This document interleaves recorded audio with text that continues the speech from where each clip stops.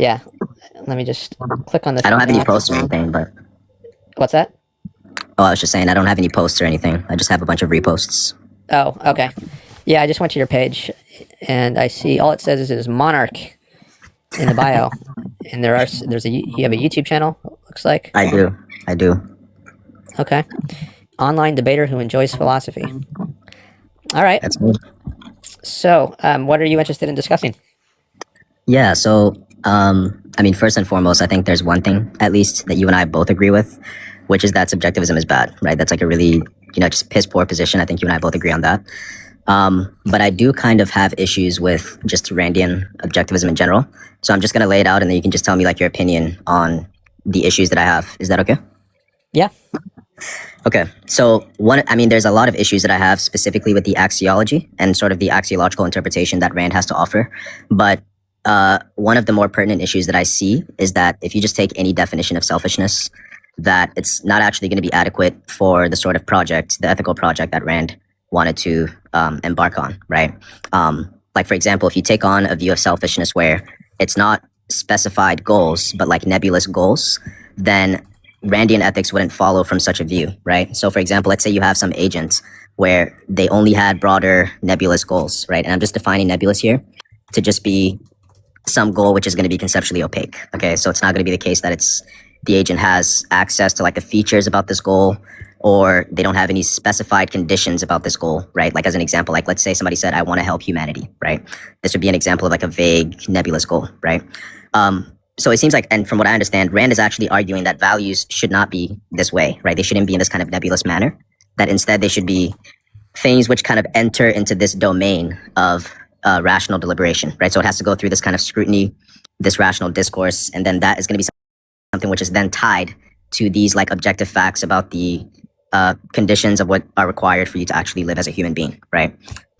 So I guess my question for you is that how are you going to motivate the premise, for example, that like in order for some agent to have some goal, and tell me if you agree or disagree with this, that they have to specify the conditions like for the goal, and then in turn act on that deliberative process.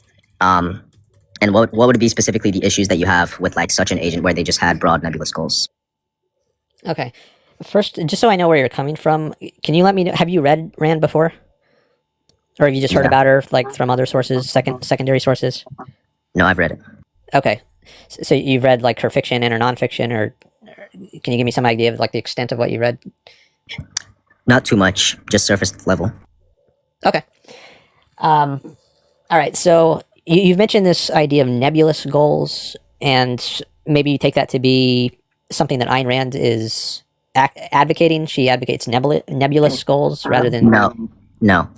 Okay. So Rand actually thinks, I'll just give you this in an example. So I'm making the claim that Rand is arguing that values and goals should be things which are rationally deliberated upon, right?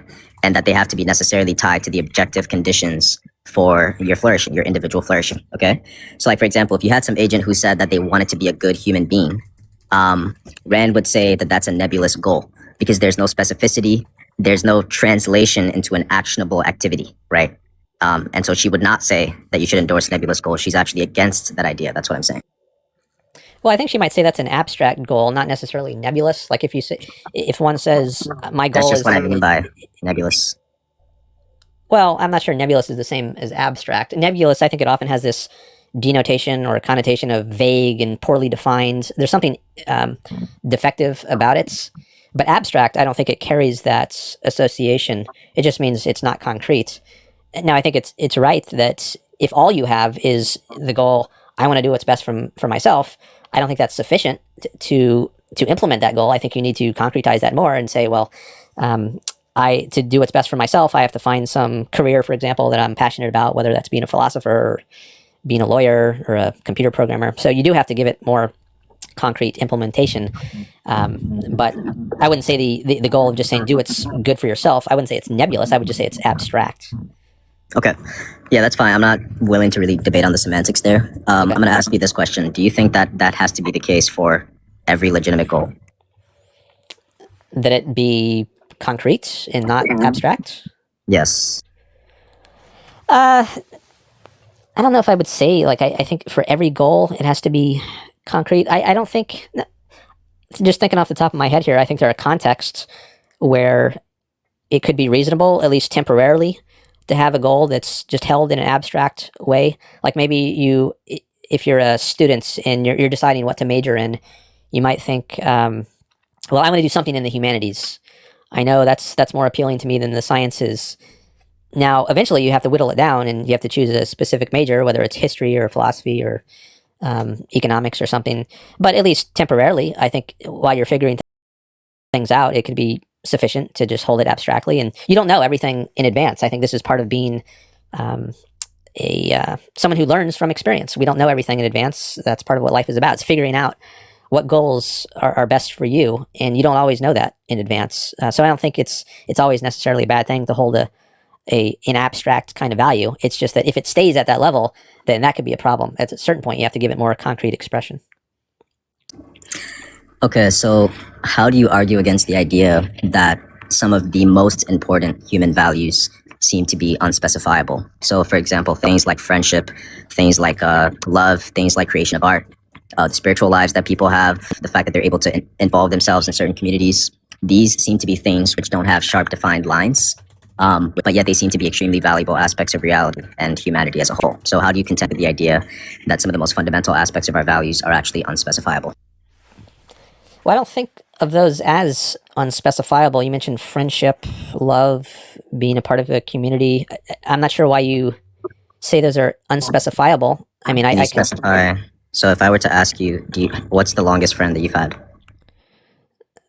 I don't know. But we could just say, for the sake of argument, let's say it's 10 years. I had Okay. a friendship that long. So can you And specify to me how much friendship you guys developed over those 10 years? oh, I don't know. I'm not sure what you're looking for. Are you like ranking friendships in terms of how close? Like I this is mean, my best friend, this is my second best friend, and whatever you had in mind when you said that, you seem to be assuming that it is something which can be specified. Like whatever criteria you had in mind there, I'm just looking for you to sort of propagate that forward. well, I mean, you can specify it in different ways. Like you can rank your friends and say this is my closest friend, and this other guy is a more distant friend. But that wouldn't really be talking about the friendship. You would just be pointing out different friends, right? Um, I mean, I think it is saying something about the friendship, at least in a relative way. I think it's saying a part about the friendship, just in the sense that this is part of your friends. But I don't think that tells us anything about the nature of friendship. How does it do that? The nature of friendship. I mean, friends, they talk with each other, they spend time with each other on shared values, they have shared things in common that they enjoy doing together, like watching sports or. Right. But again, like notice how in each of your responses you said they, and then you left they unspecified, right? So you're just telling me essentially what these things that we're identifying as friends have and what they do with each other. But it's still an open-ended question about what does it mean to be friends in the first place? Sorry, are you asking for a definition of friendship? I don't think that there is one. I don't think there's going to be any specified conditions for things like friendship, love, creation of art. That's my point.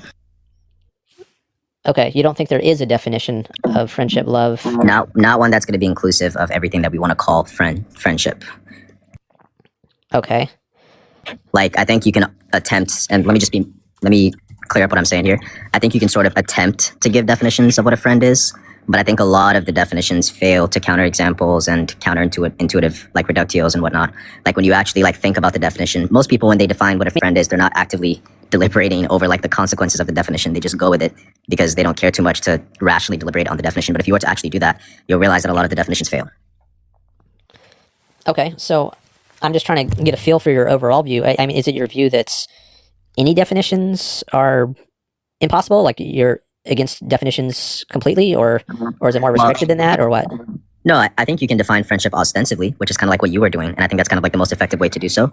But when I say that I don't think there's a definition, I'm saying I don't think there's any joint necessary and sufficient conditions such that if something were to satisfy these, it would be considered a friendship. I don't think you're going to be able to point to me something like an essential feature of all friendships, right?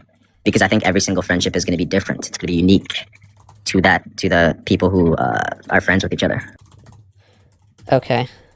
Well, I'm wondering now if this is even specific to Rand. It seems like maybe you have an I can objection explain the of connection. an epistemological sort to anyone who thinks that there are definitions of anything in terms of necessary and Oh no, I sufficient don't. conditions. Yeah, I don't think that. So this is not something that I'm saying is an issue for like the broad majority of views, and I can explain how this especially ties to Rand. It's a pushback on the assumption that is made on the analysis of what is considered a genuine goal in the first place. Because if you recall, you said a moment ago that what counts as a genuine goal is when it's like specified and then it's translated into actionable events, right? Or actionable activity, let's just say. And so if you have some nebulous goal, like I want to help humanity, if you have some nebulous goal, like, I don't know, whatever, I want to be a doctor or something, without specifying like how exactly you're going to reach that goal, Rand is going to discard that and say you're essentially just you're substituting kind of feelings and emotions that you might have, but you're not actually talking about a value because what you're talking about has not been yet translated into something actionable. And so what I'm doing is pushing back on that assumption. And I'm saying, no, a lot of our most fundamental values, things like friendship, love, the art that we create in communities, the fact that we're involved in communities, are unspecifiable, right? Like those things are not going to have any specified, joint, necessary, and sufficient conditions, yet we find them to be extremely valuable. And so if that's the case, then either Rand is saying something which is incommensurate with the vast majority of just, human community, or there's like some motivation to accept her analysis as opposed to mine. Okay. So we could look up a dictionary definition of friendship, and I don't think Rand had. Sometimes she did formulate her own definition of certain terms. I don't believe she did that in the case of friendship, but I also don't know that she would have any problem with just a regular definition of friendship in a dictionary. So I'm wondering, like if we looked up that and we just consider what that was. I don't think that's going to be enough. Okay, so you think there's no definition other than ostension, just pointing to examples that one could give of friendship. And I'm not saying that it's like literally logically impossible or something. I'm saying that it's like highly unlikely that the concept of friendship is something which is sharply definable in terms of joint, necessary, and sufficient conditions, right? I think there's concepts that do have that feature. Like, for example, think about the concept of a bachelor, right? A bachelor has sharply defined joint, necessary, and sufficient terms, right? In order to be a bachelor, you must satisfy both being a man and being unmarried, right? You have to satisfy both of those things in order to be a bachelor. But when it comes to friendship, there are no such specified conditions, right? Yet we find extreme and intense value in that very thing, right? Which means that there's something either problematic with Rand's analysis or her analysis is actually correct and there's some motivation for it. But if you think there is, then I'd just be interested to hear what that is. Okay. I'm not ready to go to tie this all to Rand yet. I'm still getting the sense that you have some kind of objection that is not specific to Rand.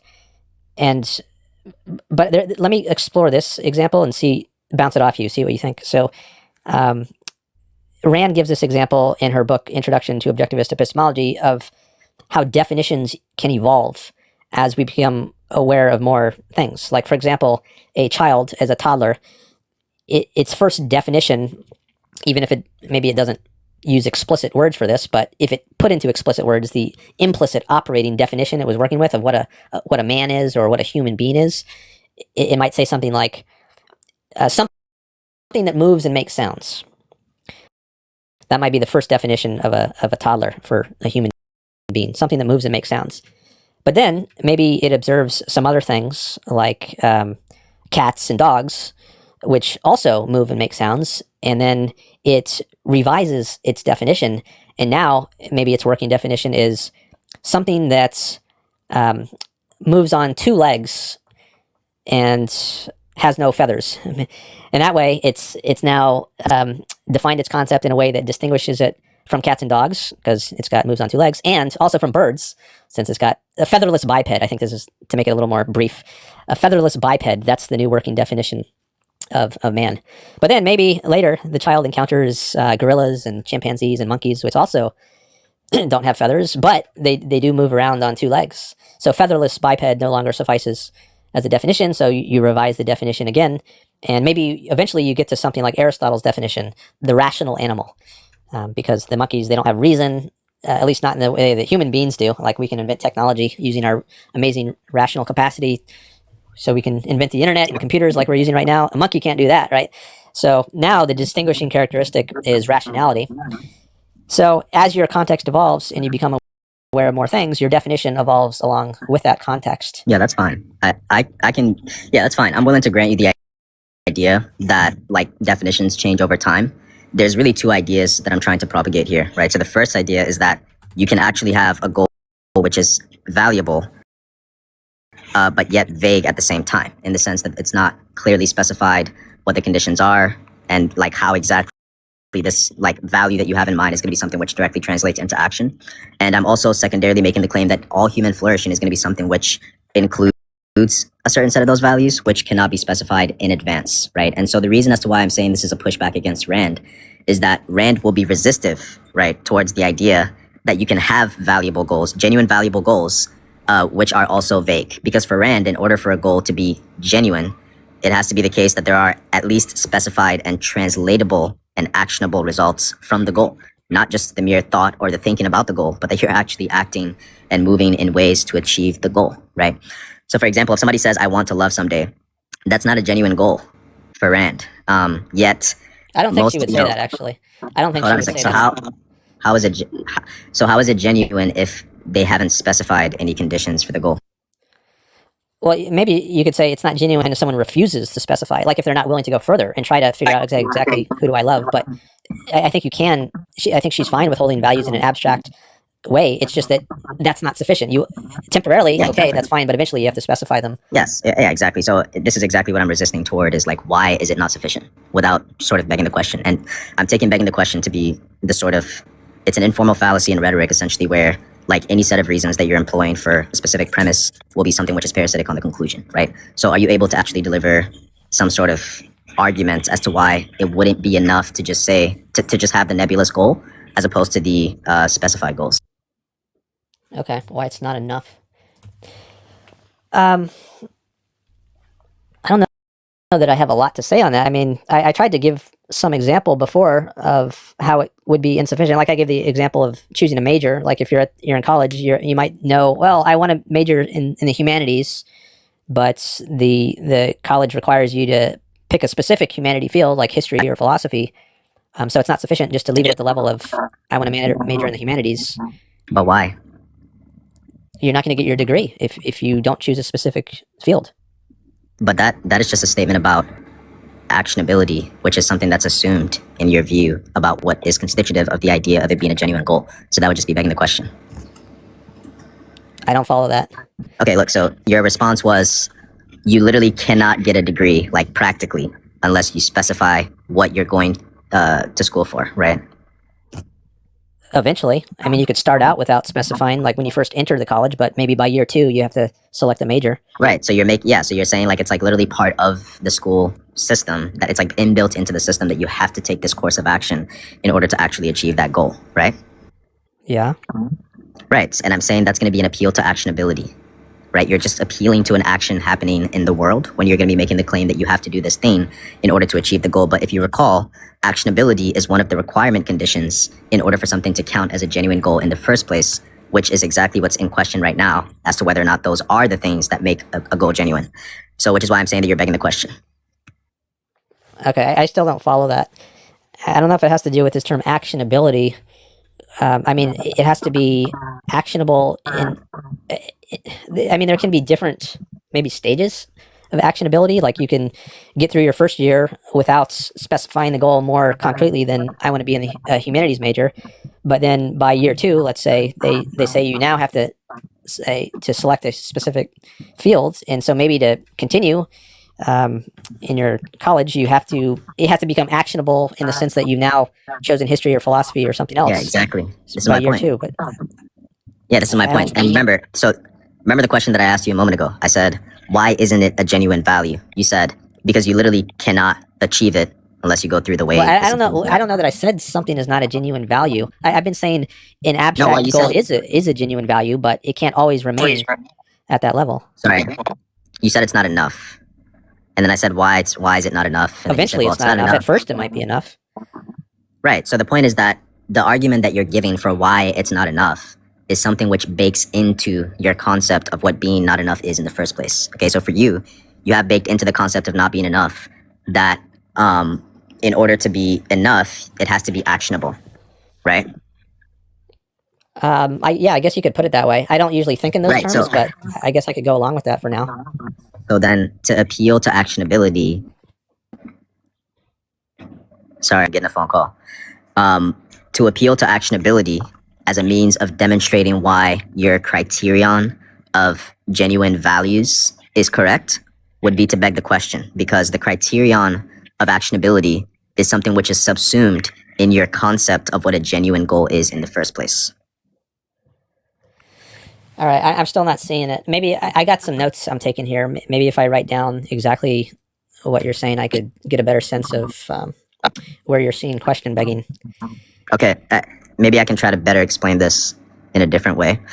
So imagine if like somebody was attempting to explain like why human beings have true beliefs. Okay, this is like completely different example, has nothing to do with the topic. It's just gonna be an analogy to demonstrate what I'm talking about. Okay, so I want to pretty much prove the claim that human beings have true beliefs, and then I make a hypothesis to predict certain things which might confirm or not confirm my hypothesis, right? So then what I do is I look out into the world and I say, oh, well, when you look out throughout human history, human beings evolved to have true beliefs because it was conducive to their survival. And so that's why human beings have true beliefs, right? Notice how in the evidence which I appeal to, right, it was something which subsumed true beliefs within it as a means of proving why we have true beliefs in the first place. Okay, so I didn't actually say anything about why human beings have true beliefs. I just subsumed it in my quote unquote evidence and then delivered it to you, pretending as if it was somehow proving the claim that human beings have true beliefs. So similarly, when you say in order for a goal to be genuine, that it has to be actionable, when I give you a counterexample and then you say, oh, well, the counterexample is not genuine because it's not actionable, that would be to beg the question, because you're assuming that in order for it to be genuine, it has to be actionable in the first place. All right, I wrote this down. According to you, I said for a goal to be genuine, it has to be actionable. Now, I think I put on some kind of addendum or qualifier to that was to the effect of, well, it has to be actionable at a certain point, like when you hit a certain stage. I mean, there are stages to this.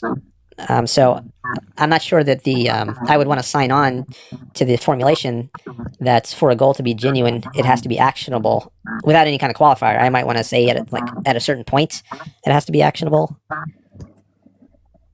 So you're adding a qualification of at a certain point. So how does adding the qualification diffuse the claim of the reasoning that you're offering, that you're propagating here for the concept of genuine values being something parasitic on your very notion of what a genuine value is? How is it sort of diffusing that claim? I'm not even clear on what the question is. Okay, maybe where the potential parasitism is. It's in the idea that in order that your rejection of my counterexample, where I say that the statement "I want to help humanity" is a genuine value, you're saying no, it's not a genuine value because that's not an actionable. No, I'm not saying it's not a genuine value. I'm just saying it's an abstract value.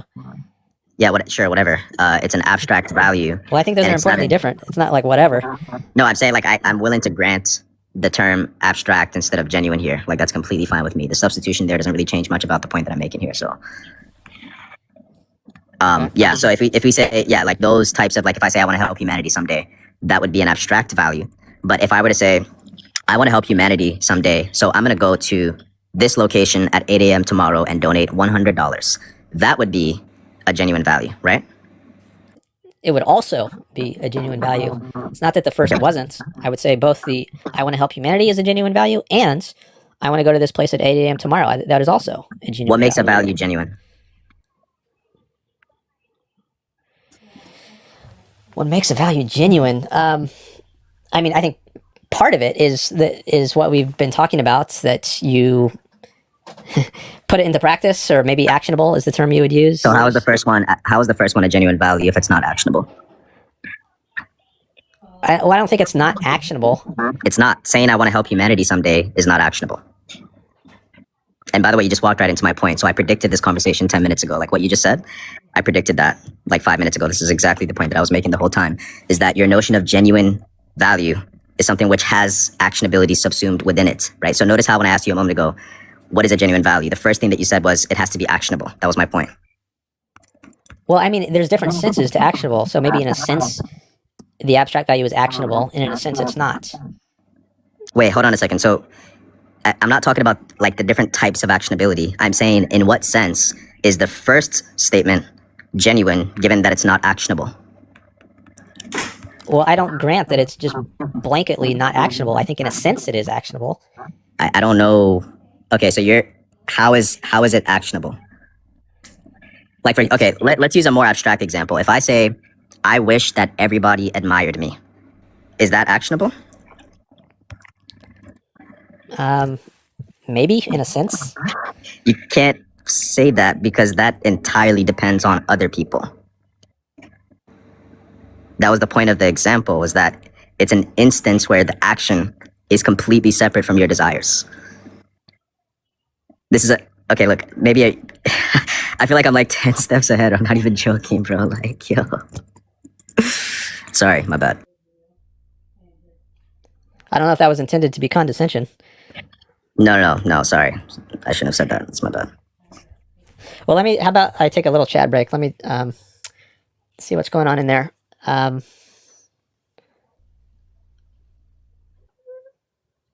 guess Mariella is hopefully still there. She was the one who volunteered to be a mod.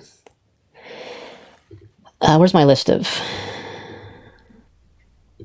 chatters? See, sometimes I can scroll. Here we go. I'm just looking to see if Mariella is still in there. Oh, Eduardo's here. Hi, Eduardo. I guess you could be a mod if you wanted to. Oh, Radcap is here. Hello. Let me see if there's any other. I recognize a few of these other names too, but I guess. Oh, you know Radcap? A little bit. I mean, I've had a couple conversations with him. Yeah, Radcap's pretty cool. Same thing with Eduardo. Those two guys are. Oh, there's Marielle. Genuinely cool ass dudes. I'm not gonna lie. Okay. Well, maybe I should. I don't want to impose mod responsibilities on anyone, but if Eduardo wanted to be a mod, I can make him a mod. It's good to have multiple mods because in case one mod has to leave, then the other mod can pick up if they want to. So I guess I'm looking for a chat from Eduardo. So I haven't seen anything yet, or you can also DM me. Sometimes it's hard to see all the chats because they go by so quickly. But if you DM me, Eduardo said he'd be happy to mod. Okay, I just see that. All right, I'm gonna make Eduardo another mod, and then good. So now I'm gonna have 4 mods total, and I'm gonna give you the power to mute and block. The only thing I'll say about mods is that just be careful about who you moderate because a lot of people just have quick fingers. Yeah, if I see a problem, like if I think people are being too aggressive and blocking people, then I can undo that, I guess. And you can also email me at the address on my YouTube channel if you think you were unjustly blocked or muted, and maybe I can take some action on that. But anyways, I got 4 mods now, so the chances of not having any of them around, I guess, are diminishing, which is good. My live stream got flagged last time because someone was something in the chat was said that was hate speech, I guess. But now I got mods who can deal with that. All right, so I did have someone a couple streams ago who I ended the chat with them because I thought they were being condescending. So hopefully it doesn't go that direction now. Yeah, for sure. I can repeat the example again just to kind of get back on track here. All right. So the example here is just somebody utters the claim that I wish everybody admired me or took admiration of me. Now, the dispute here is whether or not this is going to be a nebulous goal or a non-nebulous goal, right? So I'm on the side that it's nebulous in the sense that the content of the belief or the content of the desire is something which entirely relies on other people, right? External agents. And so it cannot even be something which can be translated into actionability in the first person sense, which is something which apparently is a requirement condition in order for a goal to be genuine from the onset. And so my question to you is, in what sense is the phrase, I want everyone to admire me, actionable? All right. There's a lot there. Let me see if I can say something. First of all, maybe I should say I don't think that's a good goal to have everyone admire you. But maybe you can just set that aside. If that is your goal, Peter Keating might be an example of this. He's a character in Ayn Rand's novel, The Fountainhead. He wants other people to like him. So if that is your goal, what is it actionable? Well, I mean, I guess you could, in some sense, it's actionable. You could find out what other people admire, and let's say they admire someone who is makes a lot of money, and then you could say, oh, well, a lot of people will admire someone who makes a lot of money, so I guess maybe an action I can take is to make a lot of money. So it's in some sense it's actionable. Now maybe there's other people who have a contradictory value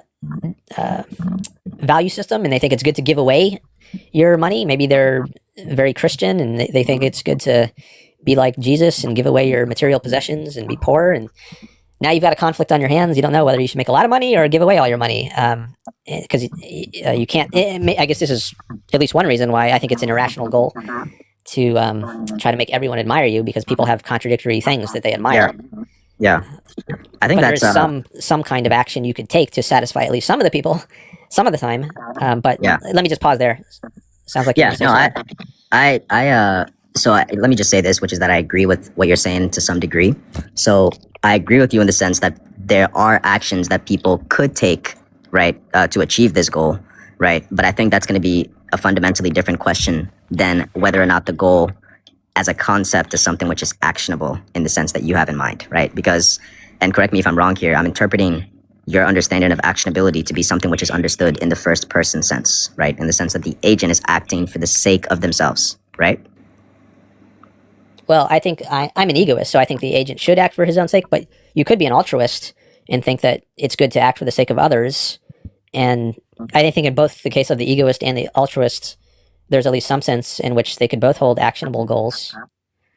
Well, but my point is that if you're defining actionability in this first person sense, in the sense that it has to be for the sake of some goal that fulfills your rational self interests, then when you have a case where the content of the statement fundamentally depends on people outside of yourself, it's not even coherent to call that actionable on your definition. I'm not sure why. Here's an example, Because which I'm curious. So let's say I have a goal of growing my social media following, which I do, and you could say, well, that goal depends on the actions of other people. True, like I can't force anyone to follow my channel, but what I can do is take actions which I think will increase the likelihood that people will decide to follow my channel. I can do live streams. I can bring on guests that people are interested in. So there's a sense in which, even if achieving some goal is not entirely within my hands, I can still do things. There are things within my power I can do, which I think nevertheless help me achieve that goal. right, but I don't think that's the same thing as admirability. Well, I think there's some, like, okay, let's say I want somebody in particular to admire me, and I can take actions to, like if I want to impress a girl and get her to date me. Now I But we're can't not talking directly about. just flip a switch in her brain that makes her interested in me, but I can do things like go to the gym. If let's say I know that she values a nice looking body, I can go to the gym. I can watch my diet, and these are ways I could get someone else to, more likely at least, admire me. You can get a specific you can do things to get a specific person to admire you, but there's nothing that you can do to get everyone to admire you. Okay. I mean, I might be fine with granting that. I don't think it's, as I said earlier, I don't think it's a rational goal to get everyone to admire you. If you're granting that, then I mean, then you would just be conceding to what I'm saying here, which is that the concept, like the phrase "I want everyone to admire me," is not going to be something which is actionable. I.e., there's no action that you can do to actually satisfy that phrase. Well, I mean, there are irrational goals, so in a sense, I guess I would agree with you. Like, let's say if my goal is to get God to bless me with good health, I could pray to God, and now I don't think there is a God, so this might be like an unactionable goal, in a sense. But I guess if you're under the illusion that there is a God, I would call it an illusion, then you might mistakenly think that doing certain things like praying could be a way of getting better health. So you can hold irrational or contradictory values, and like I said, you could find out some people like money, some people don't like money, and maybe in the course of pursuing this abstract goal of getting everyone to admire you, you would figure out, well, I can't actually achieve that goal, and so now I need to choose some other achievable goal. Well, I mean, I think that's my point is that, like, so to just kind of, for you to say that it's not the case that there's any action that you can take for everyone to admire you would pretty much just to be agreeing to the idea that there's no actionable, like, translation that you can take for that statement to then manifest itself into reality, right? Yet that is a genuine goal for certain people, right? Certain people genuinely value the fact, and they have it as a value. Sorry, my cat is walking in front of my face. Some people genuinely have this goal in mind, right? That they wish to get to a point where, like, everybody admires them. Obviously, for the majority of us, we understand this is not a real goal that can be achievable. But as to the status of the goal itself, whether or not it's rational or irrational, I think it's irrelevant to sort of the point that I'm propagating here. Okay. I'm not sure what the best direction is to go here. I don't know if we're just if we're going to circle or if we already are circling. Or I guess, I mean, here's a direction that we can go. It seems to me that, and I want to, this is kind of like part of what I wanted to talk about previously as well, is that it seems like objectivism has this kind of, what's the word that I'm looking for? Emphasis almost on radical individualism. I think you also referred to yourself as an individualist previously. Mm-hmm.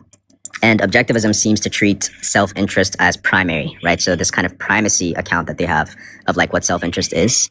But how do you merge that with the seemingly inherently social nature of human beings, in the sense that seemingly every aspect of our lives fundamentally are interdependent, and that they rely on things like cooperation, things like empathy with other human beings, things like care, in order to even function as a society in the first place? How do you merge these two ideas together?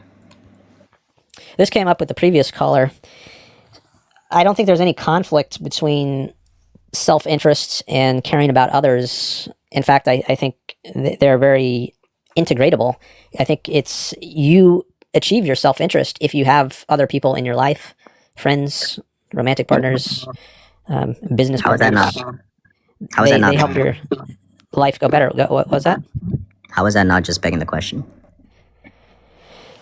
Back to begging the question the second time. How is it begging the question? Because it seems like you're just asserting that the reason why I'm involving myself in a community is because it fulfills my rational self-interests. But I'm not assuming that. I think it should be the reason someone does it, but do you think it doesn't is have the to be reason? the reason. Okay, so when you say that it should be the reason, do you have, like, an argument for that? Well, I think if you accept as a premise that it's good to pursue your self-interest, I think it follows through that. It follows from that you should find a society, a certain kind of society at least. I don't think every society is going to be in your self-interest to join. Like, if you're a Jew in Nazi Germany, it's probably in your self-interest to get away from that society. But if you can find a society that respects people's rights, and like Israel or the United States, not that they're perfect, but I think they respect rights much better than a society like Nazi Germany, then I think it's in your interest to join that type of society, because you'll be much more able to achieve your goals, your rational goals, than if you're subject to force and coercion, authoritarianism.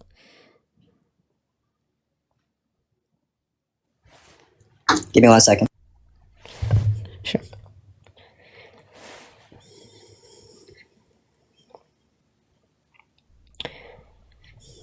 Thanks for the diamonds and the follows.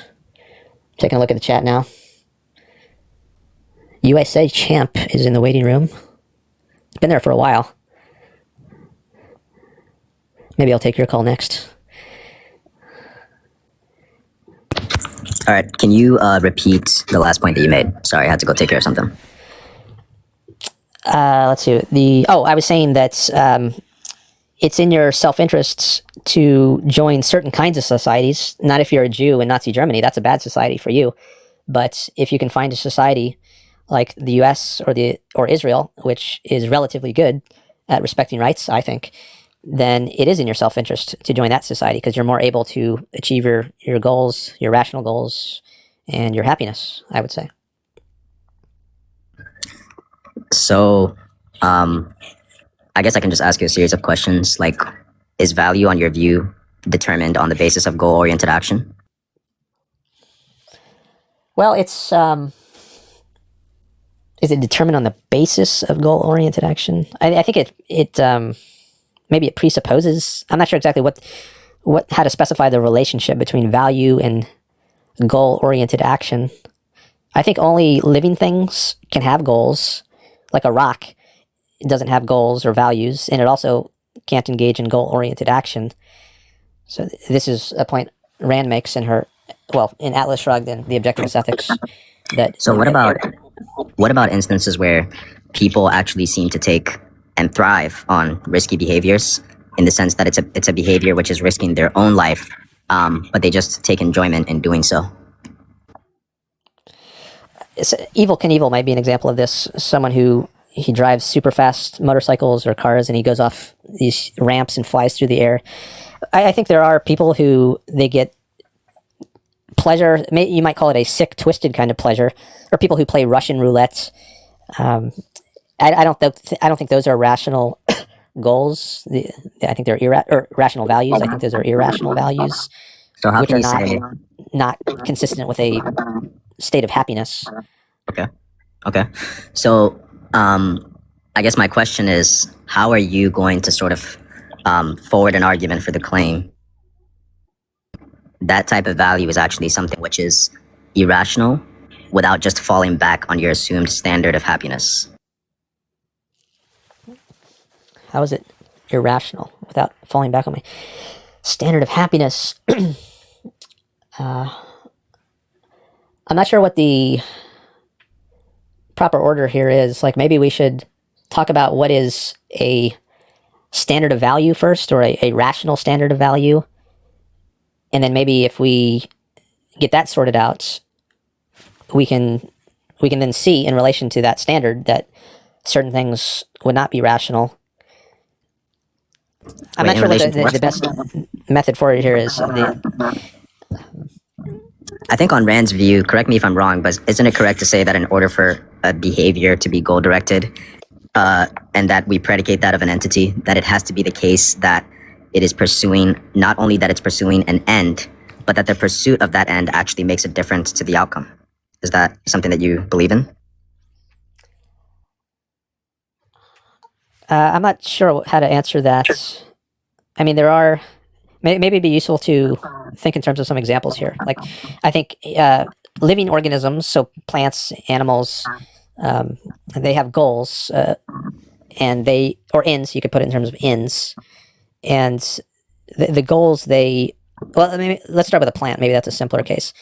You could say that the plant is pursuing sunlight and water, and these ends make a difference to the plants in that they enable it to continue surviving. This is a circular view. Okay, I don't even know if I finished getting the view out yet. I was kind of in the midst of explaining it, but if you want to jump in now, go ahead.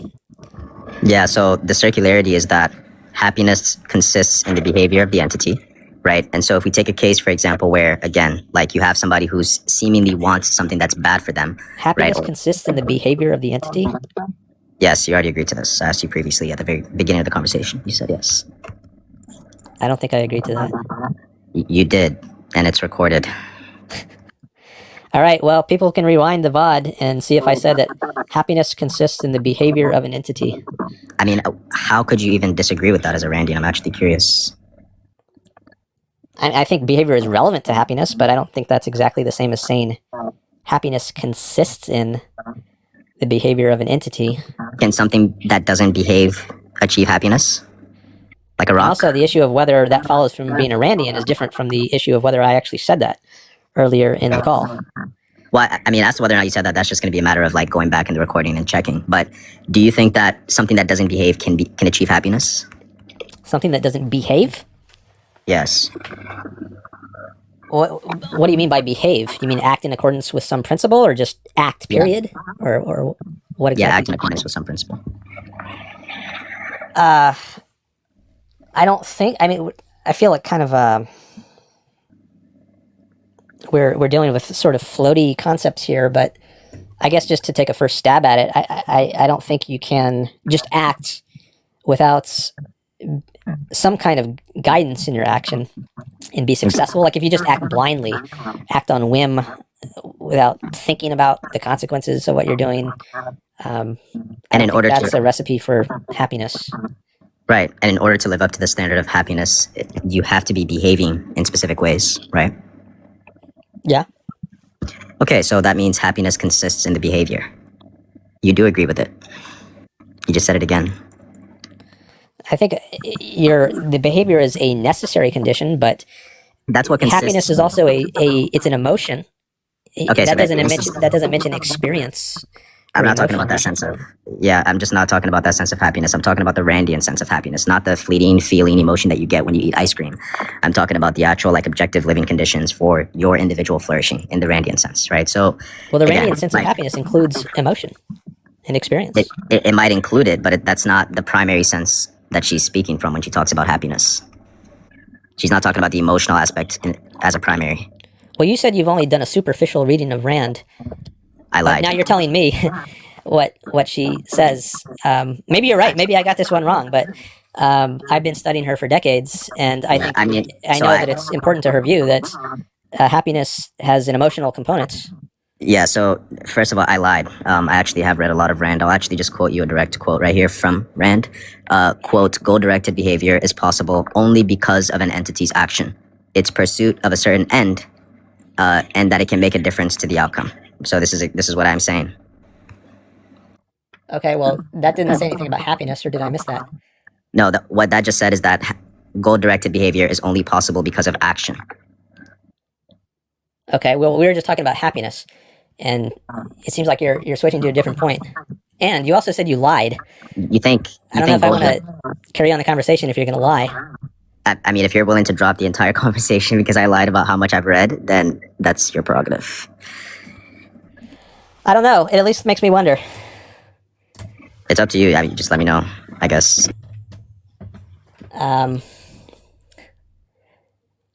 Well, maybe we should just do this. We can end the call for now, and then maybe another time we can talk some more. Okay. See you later. All right. See ya. All right.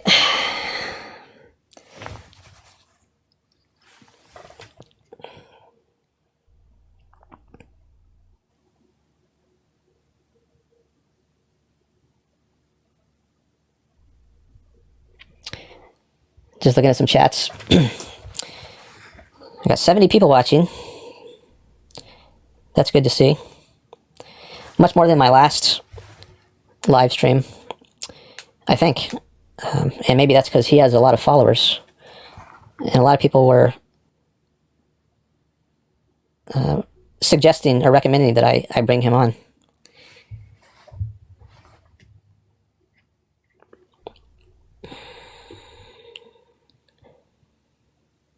All right, so we got USA Champ and one other person in the guest list now. USA Champ has been waiting a long time, so I think I'm going to take him next.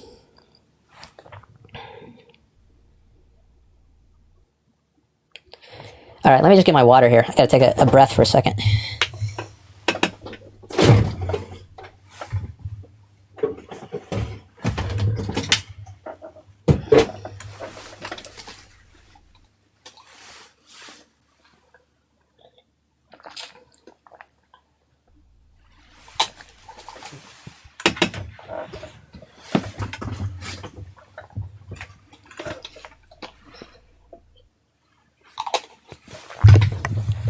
All right.